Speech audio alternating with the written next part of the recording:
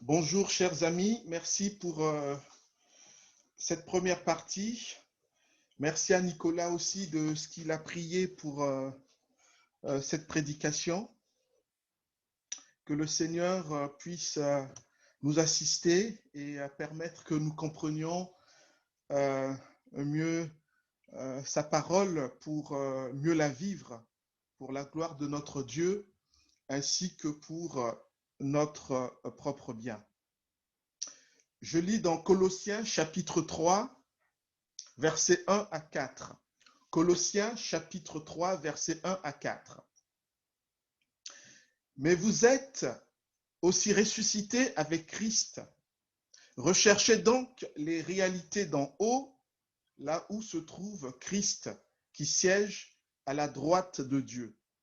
De toute votre pensée, tendez vers les réalités d'en haut, et non vers celles qui appartiennent à la terre. Car vous êtes morts et votre vie est cachée avec Christ en Dieu.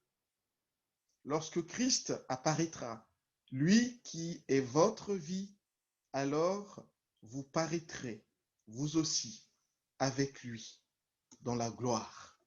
Jusqu'ici, la parole de notre Dieu.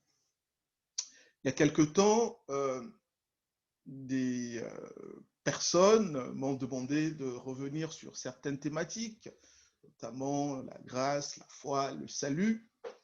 Et voilà, je reviendrai comme ça de temps en temps sur certaines thématiques vues. Et d'ailleurs, nous avons le devoir de les revoir et de les revoir.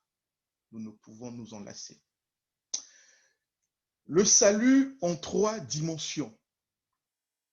Si quelqu'un vous dit, mais vous les chrétiens, vous parlez tout le temps de salut. Que voulez-vous dire par le salut? Est-ce le fait de saluer une personne? C'est quoi, au fond, le salut? En tant que chrétien, que pourrions-nous dire à cette personne qui nous poserait cette question? J'ai consulté quelques dictionnaires théologiques, mais pas que. Voici ce que nous dit le dictionnaire théologique biblique. Par essence, le salut est l'acte ou l'état de délivrance du mal ou du danger, que ce danger soit physique ou spirituel, temporel ou éternel. Pour le dictionnaire Larousse, voici sa définition. Le salut, c'est le fait pour quelqu'un d'échapper à un danger, à un malheur, à la mort, ou pour un état au danger qui menace son existence. Le même dictionnaire Larousse donne également une autre définition qui est celle-ci. Le salut, c'est aussi le fait d'être sauvé de l'état de péché ou de la damnation éternelle. Cette définition qui nous intéresse ce matin, cette dernière définition qui nous intéresse est celle qui nous intéresse ce matin. Le salut, c'est le fait d'être sauvé du péché et de sa conséquence, qui est la mort. Dans la vidéo du message concernant les enfants, il nous a été rappelé. Contrairement à ce que pensent les gens, le salut n'est pas quelque chose de statique. Le salut est dynamique. C'est un processus. Il s'agit d'un processus permanent. Le salut, ce n'est pas seulement être un jour au paradis. Le salut ne commence pas ou ne commencera pas au retour du Seigneur. Le salut ne concerne pas que la résurrection corporelle des morts au retour du Seigneur. Le salut, c'est déjà maintenant. Une fois que nous avons placé notre confiance en Jésus. Pour un chrétien, l'assurance du salut devrait reposer sur le fait que maintenant, il est déjà sauvé et non pas qu'un jour il sera sauvé. En effet, dire que j'ai la certitude d'être déjà sauvé est différent de dire que j'ai la certitude qu'un jour je serai sauvé. Nous le sommes déjà si nous avons placé notre confiance en Jésus-Christ. Je le redis, le salut ne débutera pas au jugement dernier. Mais le salut est déjà une réalité pour qui place sa confiance en Christ. Le salut prend effet ou encore le salut rentre en activité dès l'instant où quiconque de sa bouche déclare que Jésus est Seigneur et dans son cœur croit que Jésus est revenu à la vie après sa mort. Pour que nous comprenions mieux, permettez que je compare le salut à un objet en 3 dimensions, en 3D. Le terme 3 dimensions ou 3D désigne l'espace qui nous entoure, tel que perçu par notre vision, en termes de largeur, de hauteur et de profondeur, comme vous pouvez le voir à travers cette image. La seule largeur ou la seule hauteur ou encore la seule profondeur d'un objet ne permet pas de rendre compte de la réalité de cet objet. Afin que l'on ait la vision réelle de l'objet, il faut que de manière simultanée, on ait la représentation des 3 dimensions. Une dimension à elle seule ne permet pas de rendre compte de la réalité de l'objet. Il en est de même dans le cadre du salut. Si la largeur de l'objet est ce qu'est la justification au salut, la hauteur de l'objet est ce qu'est la sanctification au salut, et la profondeur de l'objet est ce qu'est la glorification au salut, alors la réalité du salut repose sur les 3 dimensions ou les 3 aspects du salut que sont la justification, la sanctification ainsi que la glorification. De la même manière que la largeur seule ne nous donne pas la réalité de l'objet, eh bien, la justification seule non plus ne nous donne pas la réalité du salut. Il en est de même pour la sanctification et la glorification. Il y a salut que si et seulement si les 3 dimensions sont prises en compte. On ne se retrouve pas dans la gloire ou dans un état de glorification si l'on n'est pas passé par les 2 premières étapes du salut que sont la justification et la sanctification. Plusieurs chrétiens considèrent à tort que le salut se limite à la glorification qui aura bel et bien lieu au retour du Seigneur Jésus-Christ.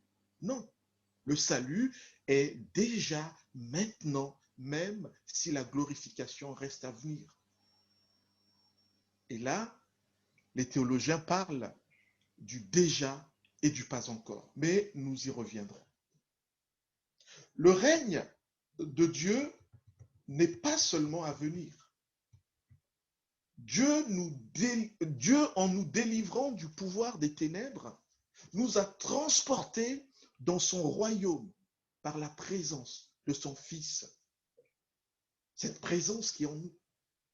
Ce matin, c'est de ce salut en 3 dimensions, en 3D, que j'aimerais vous parler. Lisons encore Colossiens 3, les versets 1 à 4. Colossiens chapitre 3, les versets 1 à 4. C'est l'apôtre Paul qui adresse cette lettre aux chrétiens de la ville de Colosse. Mais vous êtes, dit Paul, aussi ressuscités avec Christ. Recherchez donc les réalités d'en haut, là où se trouve Christ qui siège à la droite de Dieu. De toute votre pensée, tendez vers la réalité d'en haut et non vers celles qui appartiennent à la terre, car vous êtes morts et votre vie est cachée avec Christ en Dieu. Lorsque Christ apparaîtra, lui qui est votre vie, alors vous paraîtrez, vous aussi, avec lui, dans la gloire.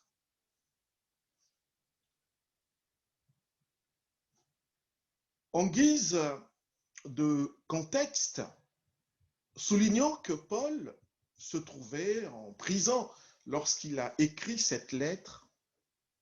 Le lieu de la prison n'est pas certain, mais plusieurs commentateurs plaident pour une détention de Paul à Rome en l'an 60 de notre ère.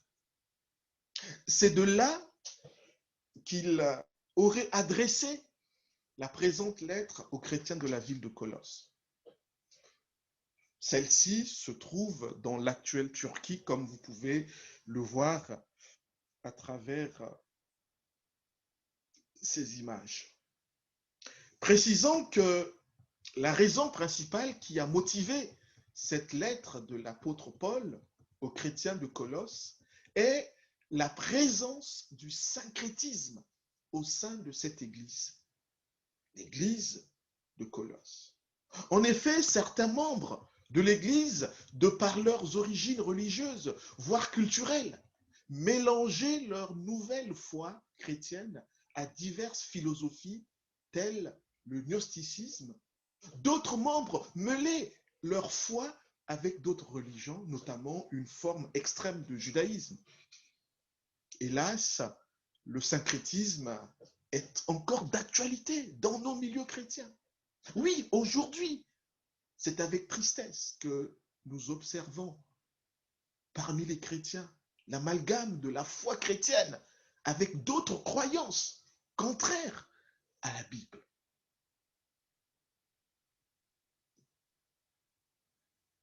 À ce niveau de la lettre de l'apôtre Paul, l'extrait que nous venons de lire, en l'occurrence chapitre 3, les versets 1 à 4, l'apôtre Paul invite les croyants de l'église de Colosse à renoncer à l'ancienne manière de vivre, donc y compris leur mauvaise croyance.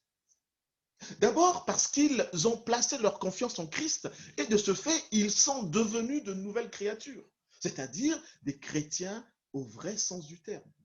Ensuite, parce qu'ils sont appelés à vivre comme le veut le Seigneur.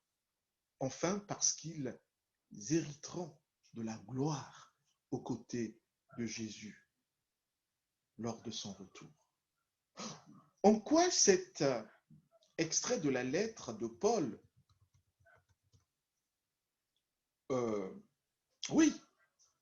en quoi est-ce que cet extrait de la lettre de Paul nous concerne, nous qui sommes chrétiens aujourd'hui? Eh bien, si nous sommes réellement nés de nouveau, nous ne pouvons ne pas nous sentir interpellés par ce qu'écrit Paul ici.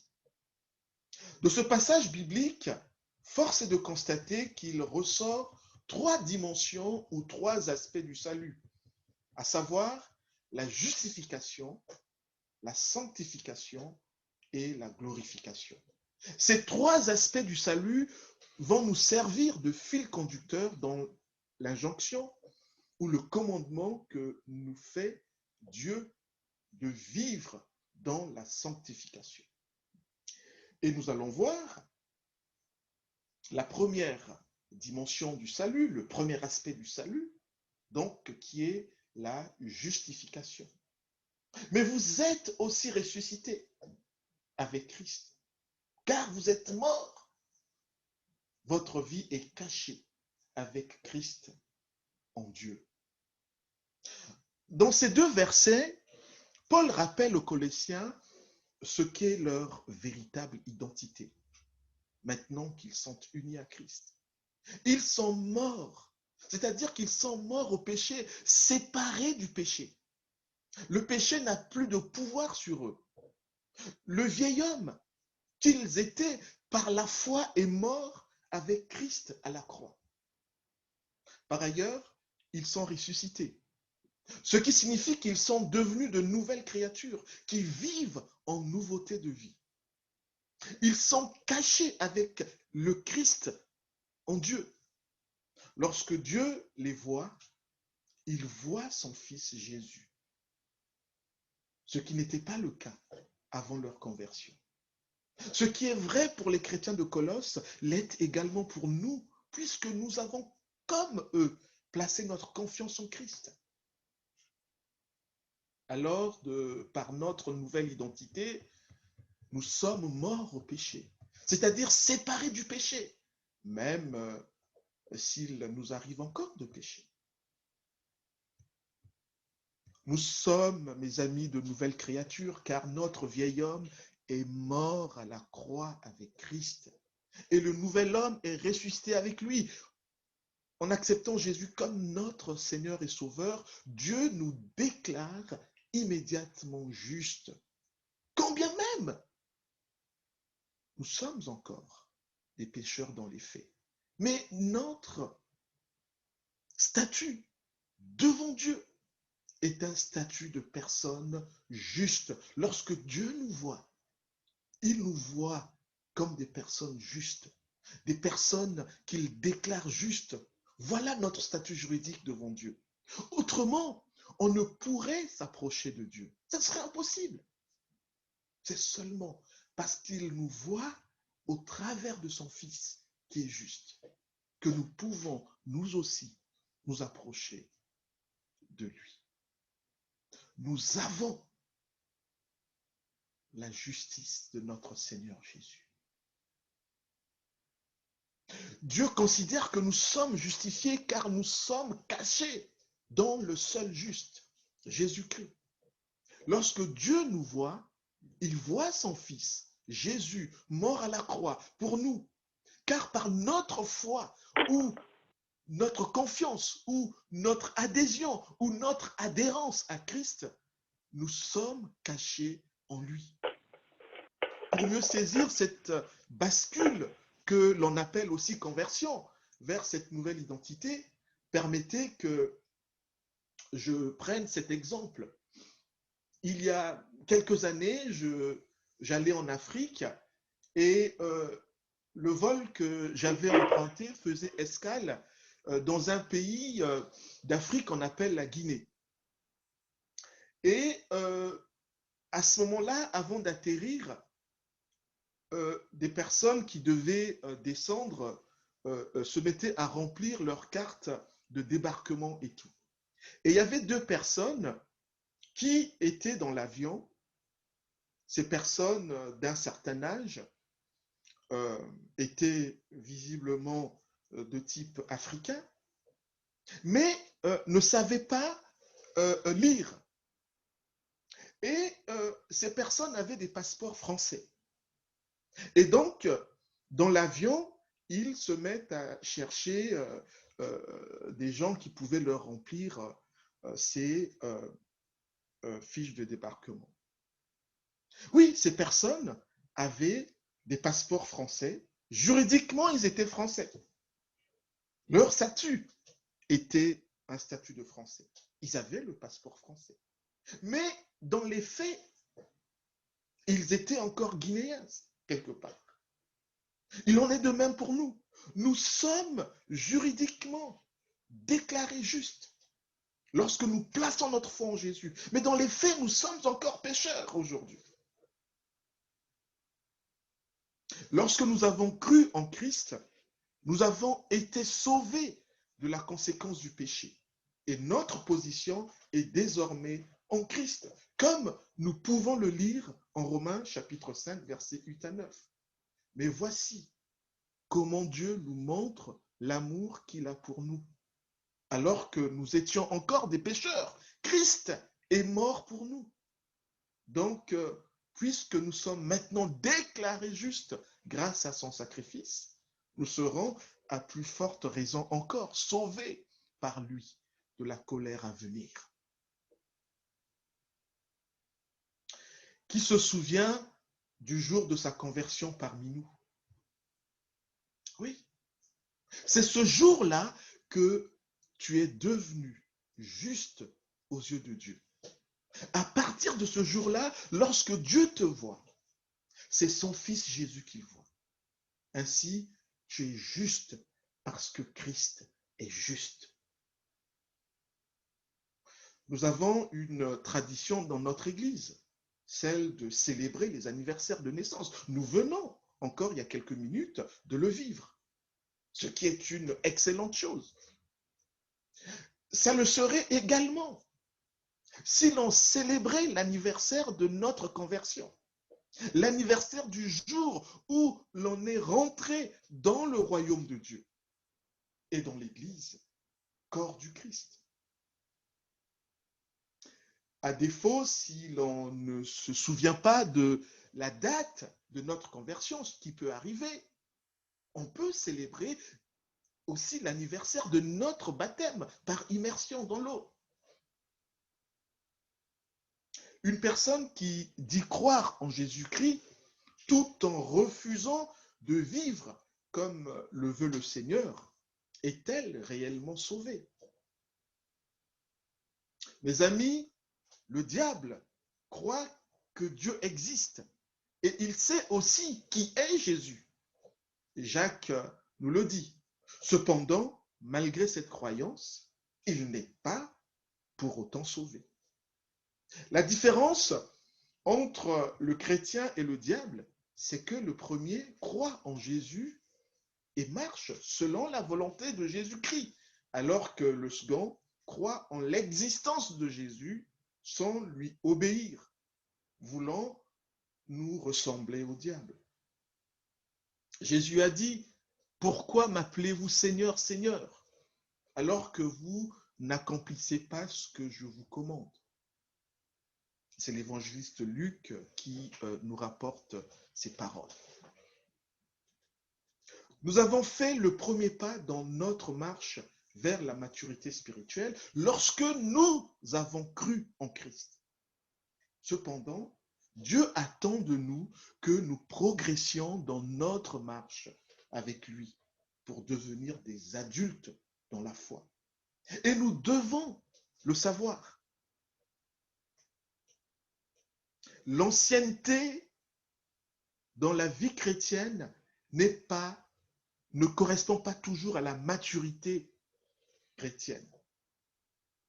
Il est des personnes qui sont chrétiennes depuis une trentaine d'années, mais qui sont encore des enfants dans la foi. En revanche, nous trouvons des personnes qui sont chrétiennes depuis 1 an, 2 ans, mais qui sont adultes dans la foi. Pourquoi? Parce que ces personnes se donnent les moyens de vivre comme le Seigneur le veut. Rechercher les choses d'en haut. Rechercher, ça suppose qu'il y a une partie aussi de notre effort que nous devons faire. Il faut qu'on se donne les moyens. Ça ne tombera pas du ciel. Excusez-moi du mauvais jeu de mots. Parce que nous sommes déclarés justes, car nous sommes passés de la vieille nature à la nouvelle nature, que notre manière de vivre devrait obéir à la volonté de Dieu. La vocation du chrétien n'est pas de s'arrêter à la justification. La justification n'est qu'une étape du salut. La suite logique est la sanctification en tant que deuxième étape du salut. La deuxième dimension du salut ou deuxième aspect du salut, c'est la sanctification. Recherchez donc les réalités d'en haut, là où se trouve Christ qui siège à la droite de Dieu. De toute votre pensée, tendez vers les réalités d'en haut et non vers celles qui appartiennent à la terre. Pour l'apôtre Paul, c'est clair. que si donc, en tant que chrétiens, nous sommes non seulement morts avec Christ, mais aussi ressuscités avec lui, comme on a vu, eh bien, nous devons rechercher les choses d'en haut. Que signifie rechercher les choses d'en haut? Rechercher les choses d'en haut ne signifie pas être à la recherche ou à la quête des oiseaux, ni à la recherche des avions. Rechercher les choses d'en haut ne signifie pas non plus refuser de vivre notre vie sur terre en vivant dans l'ascétisme. Non, on n'est pas appelé à vivre en parenthèse notre vie. Nous devons pleinement vivre notre vie sur cette terre. Lorsque Paul exhorte les Colossiens à rechercher les choses d'en haut, il veut leur dire, maintenant qu'ils appartiennent à Christ, ils doivent vivre sur terre une vie qui soit conforme à ce que Christ veut. Donc la volonté de Dieu. Et la volonté de Christ, nous le savons, se trouve dans la Bible. Vivre les choses d'en haut, c'est vivre en fixant nos regards sur Jésus-Christ. Nous devons maintenant que nous sommes chrétiens traduire dans nos vies de chaque jour ce que nous sommes en Christ. Pour cela, nous sommes invités à rejeter les pratiques qui nous caractérisaient lorsque nous étions non régénérés, c'est-à-dire lorsque nous n'étions pas encore nés de nouveau ou convertis, lorsque nous ne croyons pas en Christ. Désormais, toutes nos pensées, toutes nos paroles et tous nos actes doivent désormais honorer Christ en mettant sa parole en pratique. La question suivante peut nous aider à nous rendre compte si nous sommes dans la bonne direction ou pas. Posons-nous régulièrement ces questions. Est-ce que ce que je pense honore mon Dieu? Est-ce que ce que je dis honore mon Seigneur? Est-ce que ce que je fais honore le Saint-Esprit?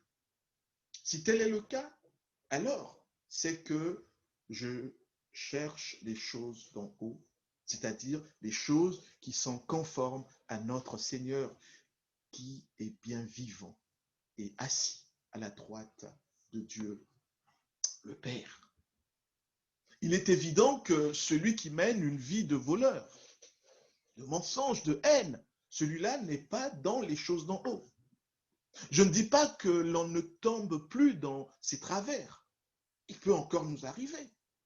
Mais lorsque cela nous arrive, nous en avons maintenant le dégoût et la détestation, ce qui nous conduit à confesser notre péché ou notre faute, confesser à Dieu en lui demandant pardon.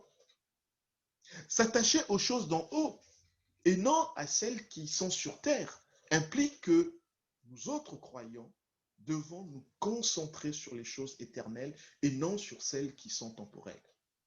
De manière à ce que si nous nous écartons de ce que veut Dieu, de la voie de Dieu, eh bien, nous nous posons et lui demandons pardon, sincèrement pardon, et repartir à nouveau. Faire la volonté de Dieu, c'est-à-dire obéir à la parole de Dieu, c'est s'attacher aux choses éternelles. À l'inverse, ne pas faire la volonté de Dieu revient à s'attacher aux choses passagères qui n'ont d'impact qu'ici-bas. Nous devons investir dans ce qui dure et non dans ce qui est temporel. Sans culpabiliser qui que ce soit, en quoi investissons-nous notre temps? En quoi investissons-nous notre santé? En quoi investissons-nous nos biens? Mes amis, vous comme moi, il nous est dit, ne vivons plus pour nous-mêmes, mais vivons désormais pour Christ. Il y a une dame, Madeleine Delbreth, une écrivaine catholique, qui a écrit « Notre vie sur l'échelle de l'éternité n'est qu'un pli ». Je reprends, « Notre vie sur l'échelle de l'éternité n'est qu'un pli ». Moi, je renchérirais en disant que notre vie sur l'échelle de l'éternité est comparable à un soupçon de pli. Oui, notre vie sur l'échelle de l'éternité est comparable à un soupçon de pli.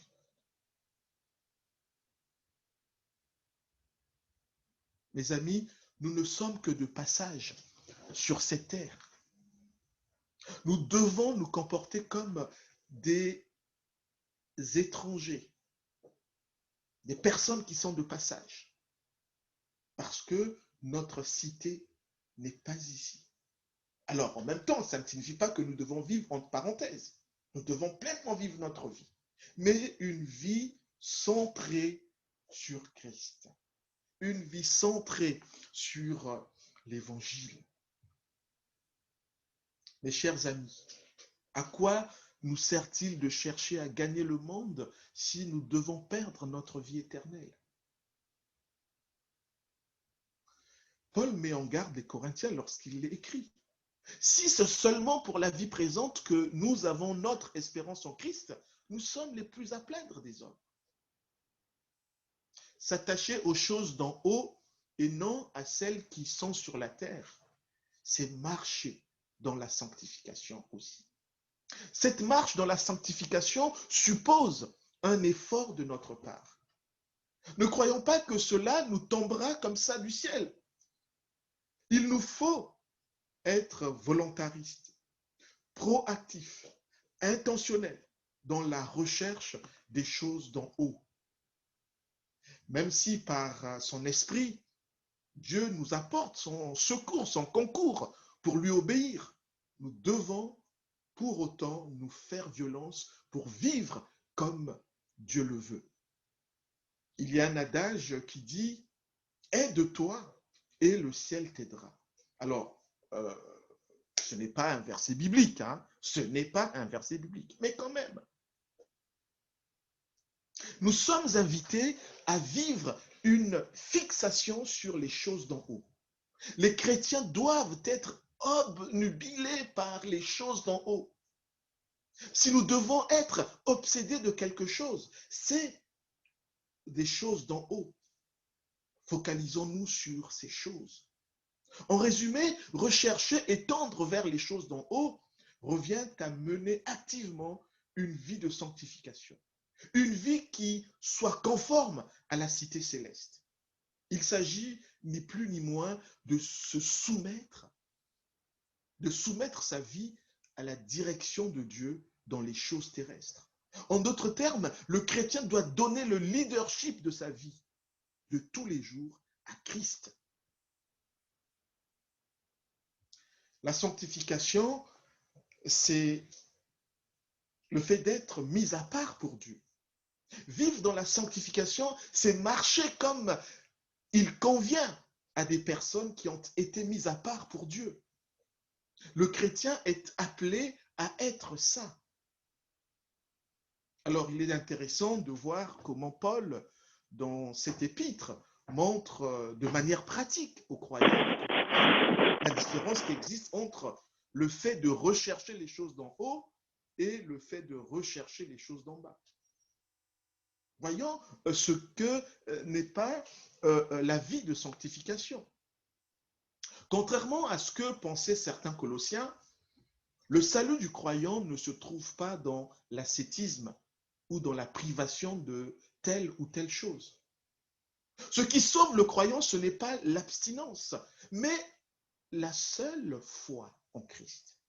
Ce qui est à condamner, ce n'est pas le matériel ou les choses physiques, mais la morale qui en découle.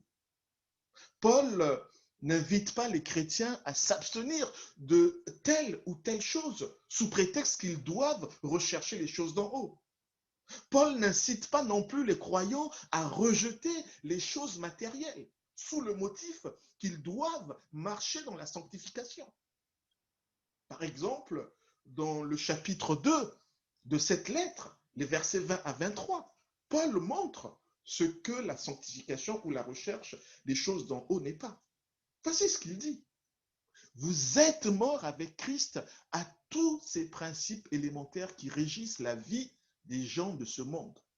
Pourquoi alors comme si votre vie appartenait encore à ce monde, vous laissez-vous imposer des règles du genre ne prends pas ceci, ne mange pas cela, ne touche pas à cela. Toutes ces choses ne sont-elles pas destinées à périr après qu'on en a fait usage? Voilà bien des commandements et des enseignements purement humains. Certes, les prescriptions de ce genre paraissent empreintes d'une grande sagesse, car elles demandent une dévotion rigoureuse, des gestes d'humiliation et l'assujettissement du corps à une sévère discipline.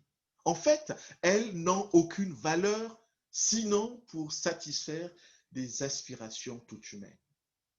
Voilà ce que dit l'apôtre Paul. En effet, toutes les choses physiques que Dieu a créées, y compris le corps, on pourrait parler du sexe même, sujet tabou parmi les chrétiens. Eh bien, toutes ces choses sont bonnes. Ce qui est déterminant, c'est l'utilisation que l'on en fait. Je vous renvoie à 1 Timothée, chapitre 4, versets 1 à 4. Et d'ailleurs, même en Genèse, le récit de la création, Genèse 1. Si toutes ces choses sont utilisées selon la volonté de Dieu, il n'y a aucun péché. Par contre, si l'utilisation n'est pas conforme à ce que veut Dieu, eh ben, c'est là qu'intervient le péché et donc la recherche des choses d'en bas. À titre d'illustration, le sexe n'est pas mauvais. Il le devient lorsqu'il est pratiqué en dehors du cadre voulu par Dieu. Or, le seul cadre pour vivre la sexualité selon Dieu est le mariage. Ainsi, celui ou celle qui vit sa sexualité n'étant pas marié n'est pas dans la recherche des choses d'en haut. Enfin, il y a cependant des exceptions. On pourrait en discuter en aparté si vous voulez. Au fond, ce qui est mauvais, ce n'est pas tant l'argent, voire les biens, mais l'utilisation que l'on en fait. Le cinéma n'est pas une mauvaise chose, mais s'il m'empêche de lire la Bible, alors le cinéma devient mauvais. Si je vais au cinéma pour voir des choses qui sont contraires à la volonté de Dieu, alors le cinéma devient mauvais. Mais vous voyez que ce n'est pas le cinéma en lui-même. La télé n'est pas une mauvaise chose. Mais à cause d'elle, si je regarde des émissions qui ne m'édifient pas, alors elle devient une mauvaise chose. Internet n'est pas une mauvaise chose, mais s'il est un frein à ma croissance spirituelle, alors il devient mauvais pour moi. Ne confondons pas de combat, mes amis. Les chrétiens que nous sommes, nous avons le chic de se charger de toutes sortes d'interdictions, croyant qu'elles nous approcheront davantage du Seigneur. C'est ainsi que l'on entend dire ne mange pas ceci, ne mange pas cet aliment, ne porte pas tel vêtement, ne fais pas la bise. Enfin, alors que, oui, aujourd'hui, il faut éviter de faire la bise. Hein, mais quand même, ne va pas à la piscine, n'écoute pas la musique dite profane, ne danse pas. Non. Jésus, de son vivant sur terre, n'a pas manqué de faire la fête. Il appréciait même le bon repas et le bon vin. Cependant, ce qui le caractérisait, c'était la sanctification. Notre Seigneur ne boudait pas la fête. Il ne boudait pas la vie. Toute la différence était dans la sainteté. Ne nous trompons pas de combat, mes amis.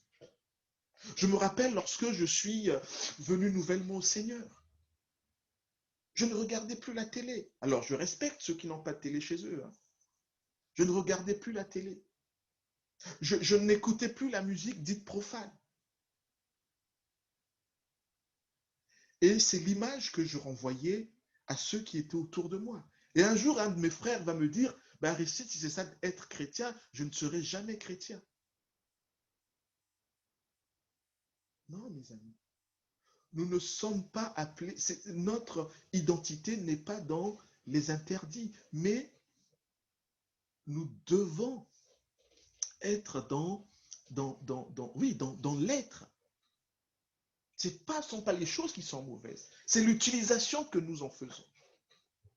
Voilà. Soyons intelligents dans l'application de la parole de Dieu.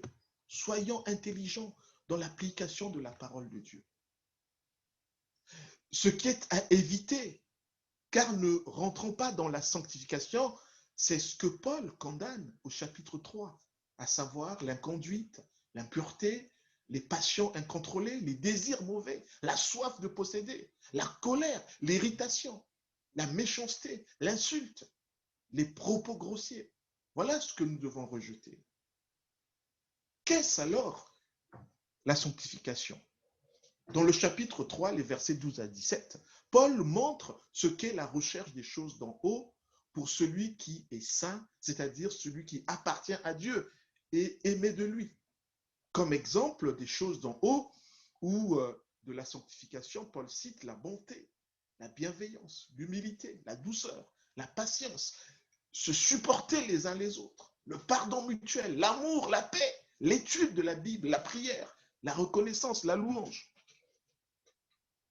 Voilà. Nous devons chercher à ce que notre être soit conforme à ce que veut Dieu et non pas le faire. Paul a écrit aux chrétiens de Rome ceci. Je parle ici d'une manière très humaine à cause de votre faiblesse naturelle. De même que vous avez offert autrefois les membres et organes de votre corps en esclaves pour agir d'une manière immorale et qui ne respecte pas la loi de Dieu. Offrez-les maintenant en esclaves à la justice pour devenir saints dans votre être et votre conduite.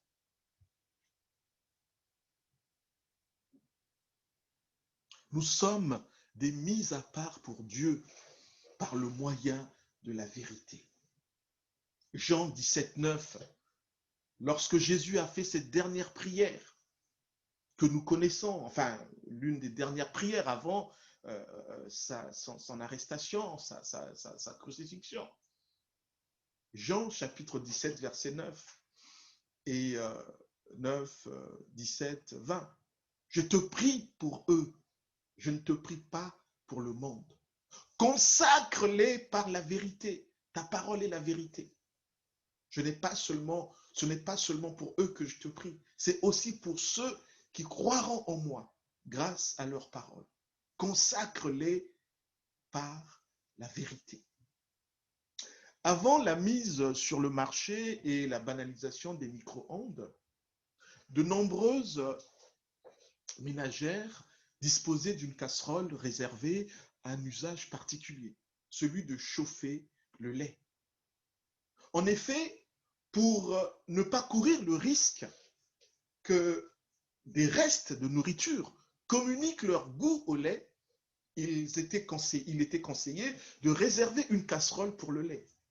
Ce conseil reste valable de nos jours, lorsque, pour diverses raisons, on n'utilise pas de micro-ondes. De la même manière qu'une casserole est réservée, mise à part, dédiée à chauffer uniquement du lait, afin que le goût de celui-ci ne soit pas altéré par un autre aliment, de même, les chrétiens que nous sommes sont consacrés, réservés, mis à part, dédiés pour Dieu par le moyen de la méditation, de l'étude et de la mise en pratique de la parole de Dieu, afin que notre relation avec Dieu ne soit pas altérée par la souillure. Alors, il est vrai que dès l'instant où nous avons fait allégeance à la personne et à la pensée de Christ, nous sommes devenus de facto mis à part pour Dieu. Cependant, au quotidien, cette mise à part ne sera techniquement effective que dans notre rapport à la parole de Dieu. Oui, mes amis, nous sommes appelés à vivre cette parole parce que nous avons été dédiés à Dieu. Nous avons été spécialisés pour Dieu. Une fois sauvés de notre vaine manière de vivre, libérés de notre vaine manière de vivre, nous nous préparons à la gloire future. La suite logique est certaine de la justification et de la sanctification et la glorification comme troisième étape du salut.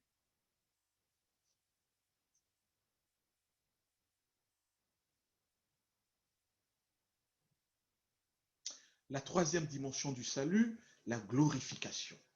Troisième aspect du salut.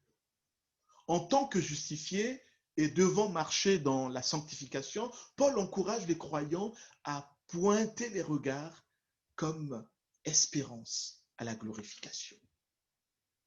En effet, un jour, et ce au retour du Seigneur, tout chrétien sera transformé en corps de gloire à l'image du Christ. Fort de ce corps de gloire, le chrétien ne péchera plus, il ne tombera plus malade, il ne mourra plus et vivra éternellement aux côtés de Jésus-Christ, dans la perfection. J'entendis une forte voix venant du trône qui disait, voici la tente de Dieu avec les hommes. Il habitera avec eux.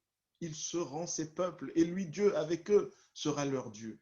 Il essuiera toute larme de leurs yeux. La mort ne sera plus. Il n'y aura plus ni deuil, ni plainte, ni souffrance, car ce qui était autrefois a définitivement disparu. Apocalypse 21, versets 3 à 4. C'est cette espérance qui doit aider tout croyant à tenir bon dans la recherche de la sanctification, à tenir bon dans les épreuves.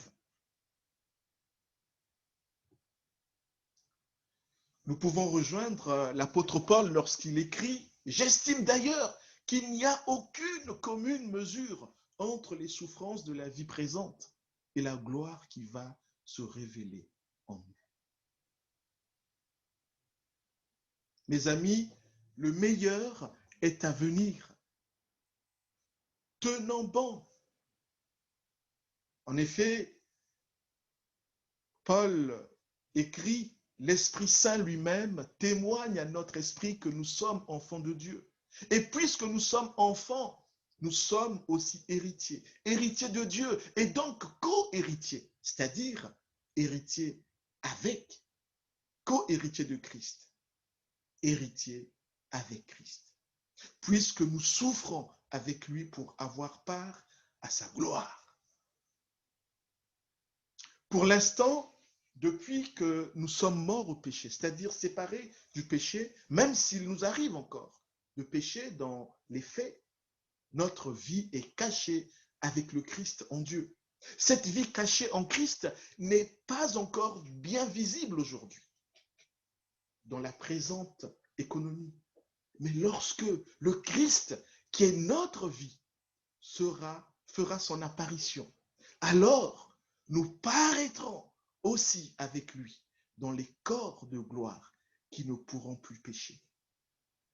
En raison de cette belle espérance, vivons, mes amis, dans le temps présent d'une manière qui plaise à Dieu, en attendant justement la bienheureuse espérance et la manifestation de la gloire de notre grand Dieu et Sauveur, Jésus-Christ. Pour terminer,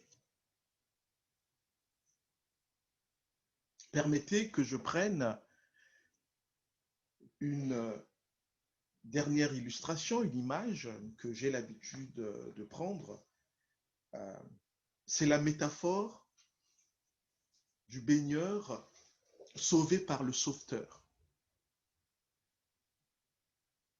Imaginez qu'une personne est en train de se baigner dans l'océan et là, il se met à perdre pied et se met à se noyer. Et un sauveteur des mers vient et lui dit, bah, écoutez, monsieur, tenez cette corde que je vais vous lancer. Si vous la tenez, vous n'allez plus vous noyer. Si la personne obéit, accepte. eh bien, fais confiance au sauveteur. Cette personne tiendra la corde, elle ne va plus se noyer, quand bien même elle est encore dans l'eau. C'est ça qui correspond, mes amis, à notre phase de la justification. Vous voyez que cette personne ne pourra plus se noyer, elle est dans l'eau. Même si elle était mordue par un poisson, elle tient déjà la corde. Et le sauveteur est en train de sortir cette personne de l'eau. Le fait de sortir cette personne de l'eau, c'est ce qui correspond à notre phase de sanctification. Et lorsque la personne sera complètement hors de l'eau, au large, eh bien, cette personne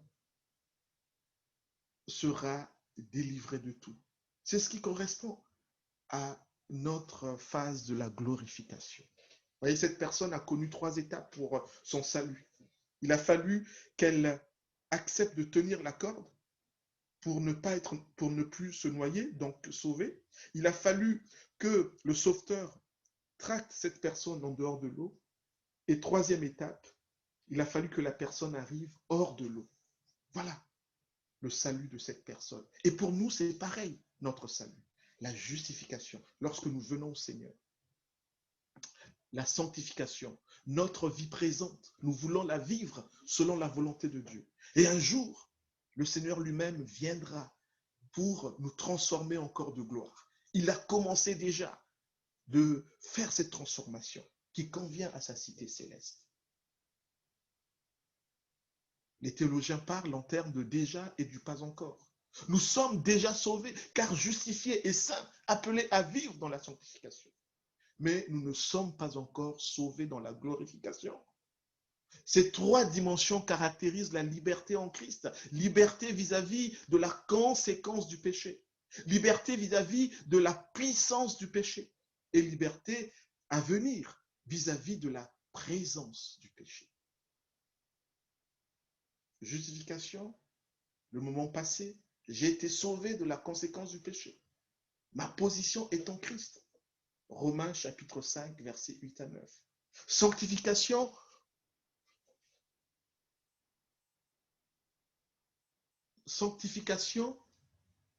c'est le moment présent.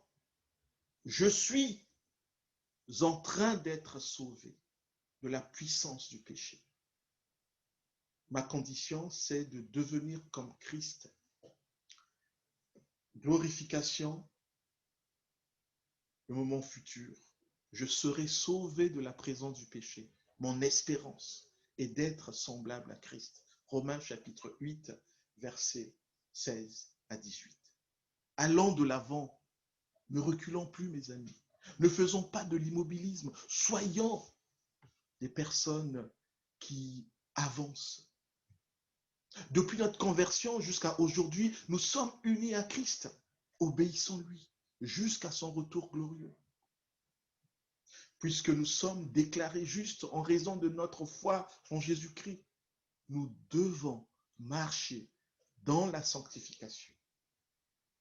Nous sommes appelés à marcher dans la sanctification, non seulement en guise de reconnaissance à Dieu pour cette vie glorieuse à venir, mais aussi afin de mieux préparer cette vie glorieuse à laquelle nous aspirons. Que le Seigneur nous aide à vivre selon sa parole. Amen. Amen. Amen. Amen.